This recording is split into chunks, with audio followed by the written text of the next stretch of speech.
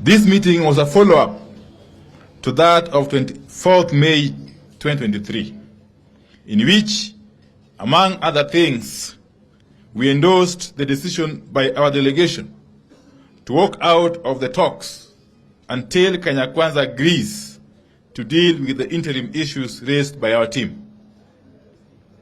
The meeting today deliberated on three main issues. 1. Reorganization of Azimio leadership in the National Assembly. 2. An in-depth analysis of the Finance Bill 2023. And 3. The status of the joint Bipartisan Talks. This meeting took a position as follows.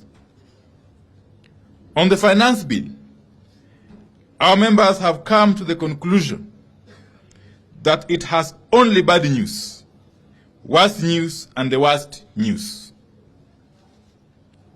We consider this to be a bill from people living either in another planet or another country other than Kenya.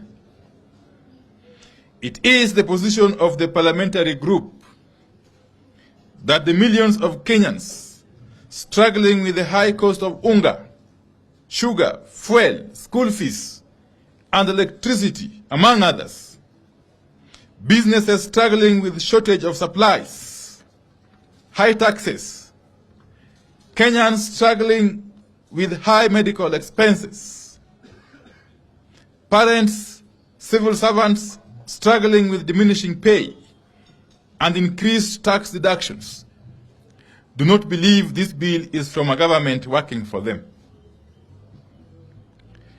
They do not believe anyone living in this country can come up with the raft of taxes contained in the Finance Bill 2023. Our parliamentary group has also taken an extremely dim view of the arrogance with which the Kenya Kwanza administration wants to take billions out of the pockets of some of the poorest people in this country, while expecting them to cheer. Kenya Kwanza position on the Finance Bill is take or leave it. We take the position that the budget proposals offer completely no support for working people and upcoming businesses.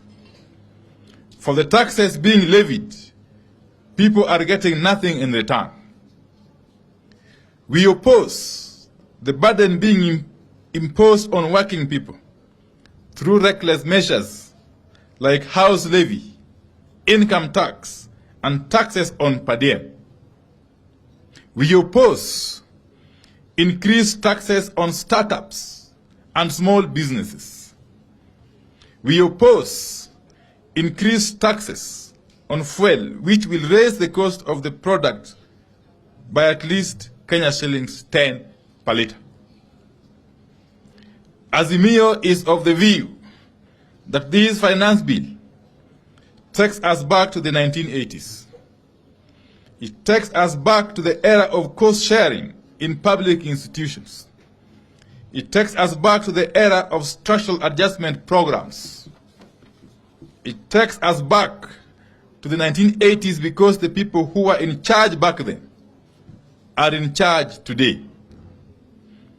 It is our position that in the long history of budget making in this country, never has a regime tasked our people to sacrifice so much by way of taxes for so little by way of gains. We have refused to sit back and watch as Kenyans are being harassed to fix cash crunch caused by economic mismanagement, wasteful spending, corruption, and skewed and incompetent hiring into critical public positions. We reject this backward march. We reject the finance bill in total. We reject excess taxation to finance wasteful expenditure. On reorganization of leadership, it is our hope that the media fraternity and Kenyans at large recall that at our last meeting, we recognized the resolutions of our affiliate party, Jubilee, reached at the party's special national delegates convention, including the change of leadership. We said those changes must be taken as final and must be respected and enforced by the Office of the Registrar of Political Parties. In furtherance of those resolutions by Jubilee NDC, Azimio has today settled on the Honorable Mark Mwenje, the MP for Embakasi West, as the Deputy Minority Whip of the National Assembly. Honorable Mwenje will be taking up the position that was left vacant upon the removal of the Honorable Sabina Chege about a month ago. We recognize Honorable Mwenje as a committed, consistent, energetic, and youthful fighter who has shown the will to stand up for the people and the party. We have no doubt that he will prove equal to the task. We reiterate that Azimio will do everything possible to protect affiliate parties from heinous attacks emanating from the Kenya Kwanza regime.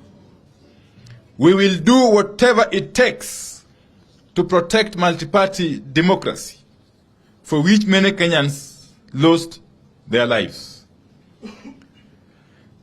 On the joint bipartisan talks, the PG received a briefing as follows: that Kenya Kwanza has offered that the joint co-chairs should write to the IBC selection panel requesting them to halt the process for about 21 to 30 days. To preserve the IBC's presidential election servers, the Kenya Kwanza side has expressed willingness to co-author a letter to the IBC reminding them of their legal obligation to preserve the presidential election servers and the data contained therein. Kenya Kwanza has asked that the co-chairpersons meet to discuss and write the required letters so that the joint bipartisan talks can continue. With regard to interference in Jubilee, the Kenya Kwanza has indicated willingness to commit in writing to respect the ruling of the political parties' disputes tribunal, confirming the Jubilee Party leadership. They have no offers on lowering of the cost of living because they are married to the finance bill, and we have a plan for the bill. The PG has noted the two concessions made by Kenya Kwanza. It is, however,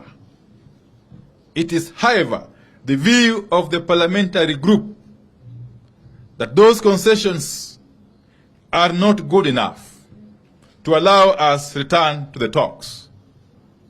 It is also our position that the finance bill as presently crafted must be withdrawn and replaced by a bill that appreciates the suffering of the people, the people of Kenya are going through. The bill must be withdrawn in totality and be reintroduced afresh in a manner that is sensitive to the plight of the poor Kenyans. Indeed, the Azimio MPs have resolved to sign a public pledge to oppose the bill, awaiting its withdrawal. Indeed, many other MPs, other than those from Azimio, are equally prepared to do this.